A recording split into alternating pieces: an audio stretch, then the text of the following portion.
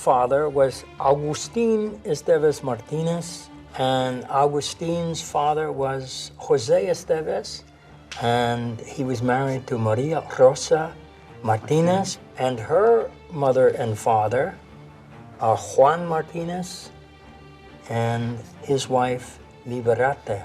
And her father is Ramon Martinez, and his wife is Antonio Pereira. The young girl. Oh my God. Martin Sheen is in northern Spain exploring his father's family history. He's just learned that his fourth great-grandfather, Diego Suarez, had 6 illegitimate children, but was also referred to in the records as a Don. So Martin is enlisting historian Edward Berend Martinez to find out who this prominent man really was. I have here the only document that we have relating to Don Diego Francisco Suarez, your great-great-great-great-grandfather. So I'll let you take a look at that. Oh, my. And it says, translated here for you. Oh, wow. In the said town and jurisdiction on 24 June of the said year, His Honor, Don Diego Francisco Suarez, the said ordinary judge. What is this all about? Is Don Diego Francisco Suarez a judge? Yeah, absolutely.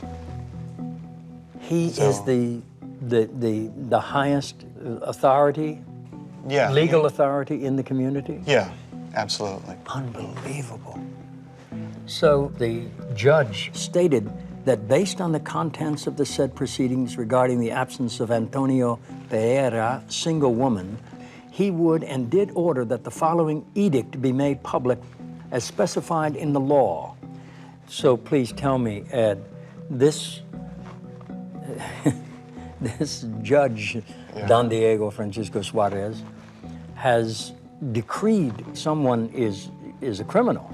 Yes. He's going after a young woman, Antonia Pereira, who had had an affair with a very privileged man in the community. When they say privileged, meaning he's untouchable, they mean very likely a cleric or a priest. Oh. And then it turned out in the spring of 1748, she gets pregnant. And then Antonia goes off to a midwife to seek remedies for the pregnancy. An abortion. Yeah. Wow. So the basic crime here, if you will, is not the affair or the impending birth, but the abortion. Yeah. Okay. So Don Diego Francisco Suarez was pursuing Antonia with as much power and vigor as he could. Okay. In fact, he sends out an order to have wanted posters put up all over the area. But his motivation really strikes me as double standard, obviously, because he was engaged while he was married in an illicit affair with Senora Gonzalez, and he had 6 children. Right, but I don't think it ever occurred. I So mean, in essence, he was quite above the law, we would say. Yeah, he is the law. He is the law. Right. Okay, wow. Don Diego, you son of a gun. We've done a bit more research, and we have his family tree. Wow. That's taking us on my grandmother's side to Don Diego. And he is buried 6 December 1773 in the Tuy Cathedral in Tuy, Galicia. He's buried in the cathedral. Yeah. Wow. He really was a big shot. Yeah, wasn't he was.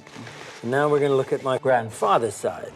His father was Agustin Esteves Martinez, and Agustin's father was Jose Esteves, and he was married to Maria Rosa Martinez, and her mother and father are Juan Martinez and his wife Liberate. And her father is Ramon Martinez, and his wife is Antonio Pereira. The young girl. Oh my God. Isn't that amazing? Nearly 150 years after Don Diego Suarez's attempted prosecution of the young Antonia Pereira, an extraordinary thing happened. 2 lines on my family tree converged when my grandfather, Manuel Esteves Fernandez, married my grandmother, Dolores Martinez, which means, incredibly, that it was my 4th great-grandmother who was being relentlessly pursued by my 4th great-grandfather. Unbelievable. It's amazing that we have one document that leads to this result. It's just astonishing that the connection is so far back and so intimate and yet so spread apart over 2 centuries. This is the Antonia that was so scandalized and brutalized and pursued.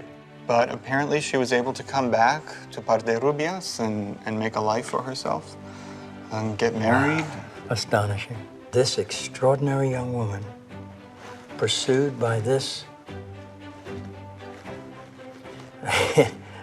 unbelievable figure, Don Diego Francisco Suarez.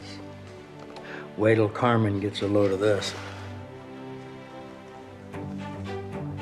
It makes me feel a bit more human to have uncovered what this dear woman, particularly Antonio, did as a young single girl, what she endured, and how she kept her life together and stayed in that community with all of this exposure falling on her. This disgrace makes me extremely proud to have been grown on the same tree as my great-great-great-great-grandmother, Antonia